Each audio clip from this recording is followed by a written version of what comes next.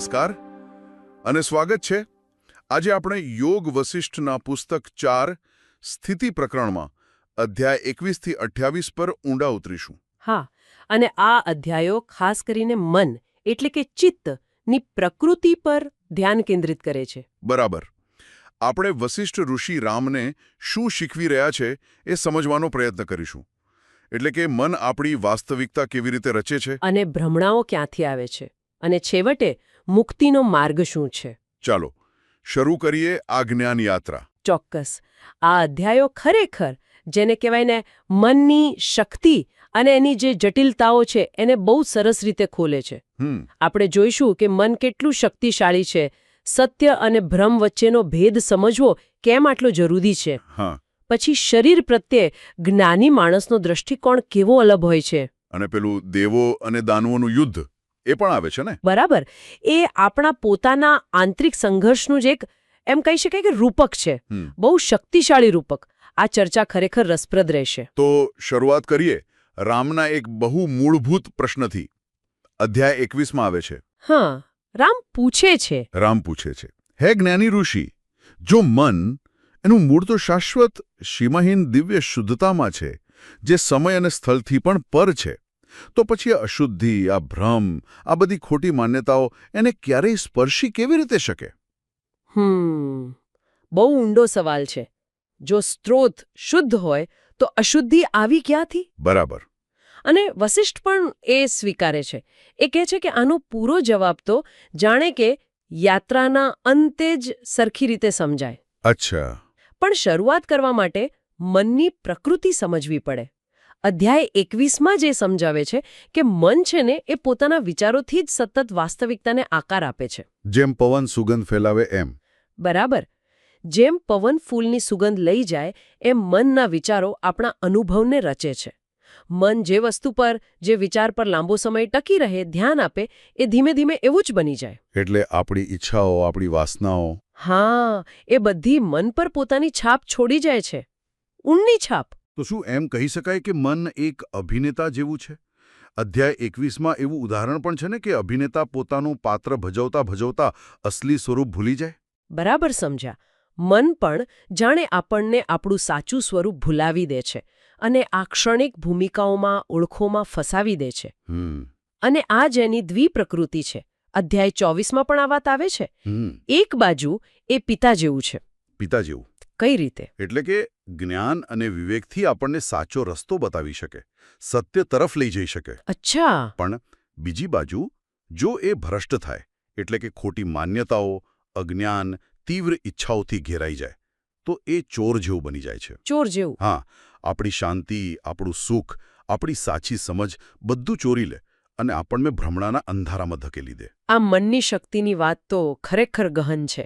પણ એક સવાલ થાય કે આપણું આ શરીર જે આપણે રોજ અનુભવીએ છીએ એનું શું? સામાન્ય રીતે તો શરીરને બંધન ગણવામાં આવે છે ને. ગણવામાં આવે છે. પણ યોગ વસિષ્ઠમાં, ખાસ કરીને અધ્યાય 23માં, શરીર માટે એક જુદો જ દૃષ્ટિકોણ છે. વસિષ્ઠ એને કેદખાનું નથી કહેતા. તો શું કહે છે? જુઓ, જે જ્ઞાની વ્યક્તિ છે, જેણે મન પર કાબૂ મેળવ્યો છે, એના માટે શરીર બંધન નથી, પણ એક રાજ્ય છે. રાજ્ય? જેનો એ રાજા છે. શરીરના સુખ દુઃખ, જન્મ મૃત્યુ એ બધાથી અલિપ્ત રહીને એ શાસન કરે છે. પણ અજ્ઞાની માટે? અજ્ઞાની માટે તો એ જ શરીર દુઃખનું કારણ બને છે. કારણ કે શરીર સાથે જોડાઈ જાય છે, હું શરીર છું એમ માની લે છે. પણ જ્ઞાની માટે અધ્યાય 23 કહે છે આ શરીર એક પવિત્ર આશ્રમ જેવું છે. આશ્રમ? અને મુક્તિ માટેનો રથ પણ કયો છે ને. બરાબર. મુક્તિની યાત્રામાં સાથ આપનારું સાધન, એક રથ. અને પેલી શહેર સાથેની સરખામણી અધ્યાય 23માં એ બહુ રસપ્રદ છે. આંખો જાણે શહેરની બારીઓ જે દૂરનું દેખાડે, હાથ પગ જાણે દરવાજાને થાંભલા, અને ઇન્દ્રિયો એ તો જાણે મહેલમાં કૂદાકૂદ કરતા વાંદરા. બરાબર. ઇન્દ્રિયોની ચંચળતા માટેનું સરસ રૂપક છે. તો જો ઇન્દ્રિયો આવી વાંદરા જેવી ચંચળ હોય તો પછી આ શરીર સાથે રહીને બંધાયા વગર આનંદ કઈ રીતે મળે? અધ્યાય 24માં કહ્યું છે મુક્તપણે ખાવું પીવું છતાં અસ્પૃશ્ય રહેવું. આનો શું અર્થ કરવો? એનો અર્થ છે જીવનના અનુભવોમાં ભાગ લેવો પણ એનાથી ભાવનાત્મક રીતે ચોંટવું નહીં. સુખ આવે કે દુઃખ, લાભ થાય કે નુકસાન, બંનેમાં સમભાવ રાખવો, ઉદાસીન રહેવું. બરાબર. અધ્યાય 22માં કહ્યું છે ને કે જ્ઞાની માટે આ સુખ દુઃખ જેવા દ્વંદ્વો તો સૂર્યની ગરમીમાં બરફ જેમ ઓગળી જાય છે. એટલે શરીરને હું કે મારું નથી માનવાનું. ના, એને ફક્ત એક સાધન કે વાહન તરીકે જોવાનું. એટલે જ અધ્યાય 23માં પેલું માટીના ઘડાનું ઉદાહરણ છે. હા, ઘડો ફૂટી જાય તો પણ અંદરની ખાલી જગ્યા. એટલે કે આકાશ એ તો એમ જ રહે છે, એમ શરીર નાશ પામે તો પણ આત્મા અસ્પૃશ્ય રહે છે. મુક્તપણે ખાવું પીવું છતાં અસ્પૃશ્ય રહેવું એટલે જીવન જીવવું પણ અંદરથી અનાસક્ત રહીને, ફળની ચિંતા વગર. તો આ જે ભ્રમણાની વાત વારંવાર આવે છે, માયા, એ શું છે ખરેખર? અધ્યાય 21માં વસિષ્ઠ કહે છે આ જગત એક લાંબા સ્વપ્ન જેવું છે, અવિદ્યાનો પડછાયો માત્ર. આ તો માનવું પણ અઘરું લાગે. હા, પણ આ યોગ વસિષ્ઠનો કેન્દ્રીય વિચાર છે. ભ્રમણા કે માયા એ કોઈ અલગ વસ્તુ નથી, એ મનની જ રચના છે. મનની રચના? હા, જે અવિદ્યા એટલે કે સત્યના અજ્ઞાનમાંથી જન્મે છે. એ વાસ્તવિકતાનું સાચું સ્વરૂપ નથી, પણ એનું વિકૃત પ્રતિબિંબ છે, જેમ રણમાં દેખાતું મૃગજળ. અચ્છા, પાણી નથી પણ પાણી હોવાનો ભ્રમ. બરાબર. એ સમજવા માટે સાંબર રાજાની કથા બહુ મહત્વની છે, જે અધ્યાય 25 અને 26માં આવે છે. હા, પેલો અસુર રાજા જેણે આકાશમાં જાદુઈ મહેલ બનાવ્યો હતો. હા, એનો જે માયાવી મહેલ હતો એ આપણી દુનિયાવી સિદ્ધિઓ અને આકર્ષણોનું પ્રતીક છે, જે બહારથી ભવ્ય લાગે પણ અંદરથી પોલા હોય, ક્ષણિક હોય. અને એના પેલા 3 રાક્ષસ સેનાપતિઓ, દમ, બ્યાલ અને કટ. હા, એ તો શુદ્ધ ભ્રમણા જ હતા.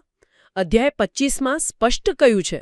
દમ એટલે ઝાડ, બ્યાલ એટલે સાપ, કટ એટલે ચટાઈ. આ નામોનો કોઈ અર્થ? હા, ચોક્કસ. સાંકેતિક છે. સ્ત્રોતો કહે છે એમ એ રાક્ષસો તો સાંબરની ઈચ્છાના બુદ્ધિહીન વિસ્તરણ હતા. એમની પોતાની કોઈ ચેતના નહોતી. કઠપૂતળી જેવા. બિલકુલ. અને એ આપણા મનના જ બંધનોનું પ્રતીક છે. દમ, ઝાડ એટલે કદાચ ભય અને આસક્તિ જે આપણને બાંધે. બ્યાલ, સાપ એટલે અહંકાર, ક્રોધ જેવી ઝેરી વૃત્તિઓ. અને કઠ, ચટાઈ એટલે જડતા, મોહ, અજ્ઞાન જે સત્યને ઢાંકી દે. અને મહત્વની વાત એ છે કે જેમાં રાક્ષસો ખરેખર હતા જ નહીં, ખાલી ભ્રમ હતા, એમ આપણા મોટાભાગના દુઃખો અને ડર પણ મનના જ પ્રતિબિંબ છે. એટલે જો એની તપાસ કરીએ તો એ ઓગળી જાય. હા, એ અવાસ્તવિક સાબિત થાય. તો પછી આ ભ્રમણાઓમાંથી, આ દુઃખોમાંથી બહાર નીકળવાનો રસ્તો પણ મનમાંથી જ જતો હશે, ખરું ને? હા, માર્ગ પણ મનની શુદ્ધિ અને સમજમાં જ છે. અધ્યાય 21માં વસિષ્ઠ કહે છે અનાસક્તિ ખોટી ધારણાઓને ઓગાળી દે છે. જેમ અરીસા પરથી કાદવલું છાય છે. બરાબર. જ્યારે આપણે વસ્તુઓ સાથે ચોંટવાનું બંધ કરીએ ત્યારે સત્ય દેખાવા માંડે. અને બીજો રસ્તો છે વિચારોને શાંત કરવા. પેલું વાદળાઓનું ઉદાહરણ. હા, જેમ વાદળો વિખેરાઈ જતા આકાશ દેખાય, તેમ વિચારો શાંત થતા સત્યની સ્પષ્ટતા આવે છે. એટલે ધ્યાન, આત્મવિચાર અને વિવેક બુદ્ધિ. સાચા ખોટાનો ભેદ પારખવાની શક્તિ. હા, એ જ ભ્રમણાનો નાશ કરે છે. હવે આવીએ દેવો અને દાનવોના યુદ્ધ પર. અધ્યાય 26થી 28. એનું વર્ણન તો ખરેખર ભયાનક છે. પૃથ્વી લોહીથી લાલ, કપાયેલા માથા તારાઓ જેમ ખરી રહ્યા છે. આટલું ભયાનક ચિત્ર શા માટે? જુઓ, આ કોઈ બહારની લડાઈ નથી. આ આપણા પોતાના મનની અંદર જે સતત સંઘર્ષ ચાલે છે ને, એનું જ રૂપક છે. આંતરિક યુદ્ધ. હા, એની તીવ્રતા અને એની વિનાશકતા બતાવવા માટે આટલું ભયાનક વર્ણન છે. દાનવો એટલે પેલા સાંબરના રાક્ષસો, દમ, બ્યાલ, કટ એ આપણા મનના નકારાત્મક પાસા છે. ભય, અહંકાર, લોભ, આસક્તિ. બરાબર. અને દેવો એ આપણા મનના સકારાત્મક, જ્ઞાની, વિવેકી પાસા છે. શાંતિ, સંતોષ, કરુણા, અનાસક્તિ. અને દેવોની શક્તિ શેમાં છે? અનાસક્તિ અને ઈચ્છાઓથી મુક્તિમાં. આ યુદ્ધ ખરેખર તો દરેક સાધકે પોતાના મનની અંદર લડવાનું છે. પણ પછી અધ્યાય 27માં પેલો વિચિત્ર વળાંક આવે છે. દેવો હારવા લાગે છે, બ્રહ્મા પાસે જાય છે અને બ્રહ્મા કહે છે કે દાનવોને હરાવવા માટે એમના લોભને જ પોષો. હા, તેમના લોભને પોષો અને તેઓ પોતાનો જ નાશ કરશે. આ કેવી રીતે? શત્રુને મજબૂત બનાવીને કઈ રીતે હરાવાય? આ તો ઉલટું લાગે છે. પહેલી નજરે ઉલટું લાગે, પણ આમાં ગહન મનોવિજ્ઞાન છે. બ્રહ્મા દાનવોની એટલે કે આપણા નકારાત્મક વલણોની નબળાઈ જાણે છે. કઈ નબળાઈ? એમનો બેકાબૂ અહંકાર અને લોભ. અધ્યાય 27માં બ્રહ્મા કહે છે, મહત્વાકાંક્ષાથી બંધાયેલા લોકો જાળમાં ફસાયેલા પક્ષી જેવા છે. અને પેલું વાક્ય, આ હું છું અને આ મારું છે, આ ભાવ જ બધા દુઃખનું મૂળ છે. તો જ્યારે દેવો દાનવોના લોભને ઉત્તેજન આપે છે ત્યારે શું થાય છે? ત્યારે દાનવો જીતના નશામાં એટલા આંધળા બની જાય છે, એટલા અવિચારી બની જાય છે કે એમનામાં જ ભાગલા પડી જાય છે. એમનો લોભ જ એમને એકબીજા સામે લડાવી દે છે. એમની શક્તિ જ એમની નબળાઈ બની જાય છે. વાહ! એટલે સાચી શક્તિ અનાસક્તિમાં છે. દેવો એટલે જ અજય હતા, કારણ કે એમને કશી ઈચ્છા નહોતી. બિલકુલ. અધ્યાય 28માં આ જ સાર છે. દેવો શારીરિક બળથી નથી જીતતા, પણ બુદ્ધિ, ધીરજ અને અનાસક્તિથી. હા, તેઓ શાંત રહે છે. જ્યારે દાનવો પોતાના જ અહંકાર અને લોભમાં આવીને પોતાનો નાશ નોતરે છે. આ સ્પષ્ટ બતાવે છે કે આપણો મોટામાં મોટો દુશ્મન આપણો પોતાનો અહંકાર જ છે. દાનવો માનતા હતા કે બ્રહ્માંડ પર રાજ કરે છે. પણ ખરેખર તો એમની ઈચ્છાઓ એમના પર રાજ કરતી હતી. એટલે જ બ્રહ્માની છેલ્લી ચેતવણી આપણા સૌ માટે છે. અધ્યાય 28ના અંતે.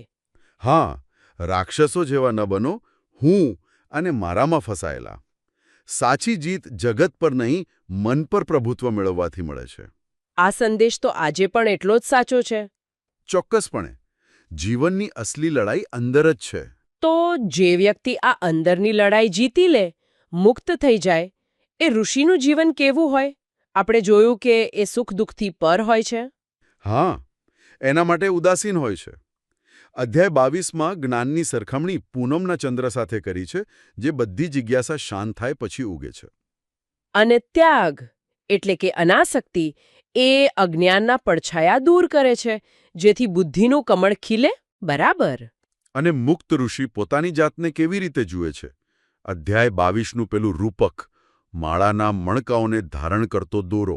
હા, એ પોતાની જાતને એ દોરા જેવો સમજે છે, જે દેખાયા વિના બધાને જોડી રાખે છે. હા, એ સમજે છે કે બધું એક જ ચેતનામાંથી આવ્યું છે અને એમાં જ પાછું જશે.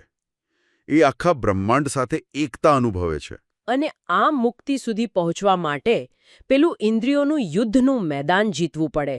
અધ્યાય 24માં કહ્યું છે.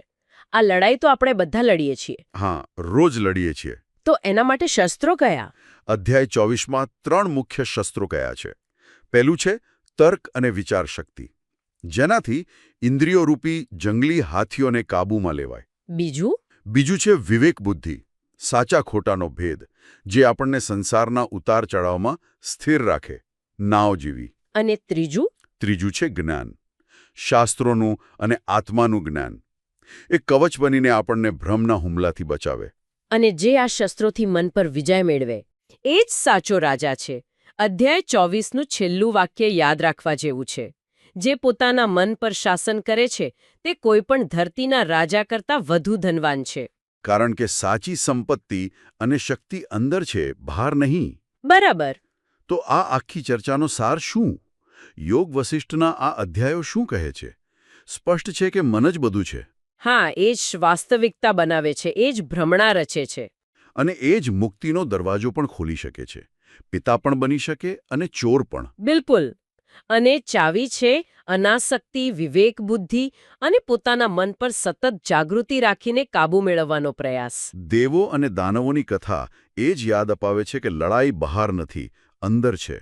અહંકાર, લોભ, ભય સામે. હા, અને જેમ સાંબરના રાક્ષસો તપાસ કરતા ઓગળી ગયા, એમ આપણા મનના નકારાત્મક વિચારો પણ સાચી સમજણથી દૂર થઈ શકે છે. તો અંતમાં શ્રોતાઓ માટે એક વિચાર મૂકીએ. જો મન જ બધી ફિલોસોફી, બધા દ્વંદ્વ, બધી વાસ્તવિકતાનો સ્ત્રોત હોય, તો શું એવું બની શકે કે મનની સંપૂર્ણ શાંતિ, વિચારોનું સંપૂર્ણ બંધ થઈ જવું, એ જ પેલી પારના અંતિમ અવ્યક્ત સત્યને પામવાનો રસ્તો હોય? આના પર ચોક્કસ મનન કરવા જેવું છે.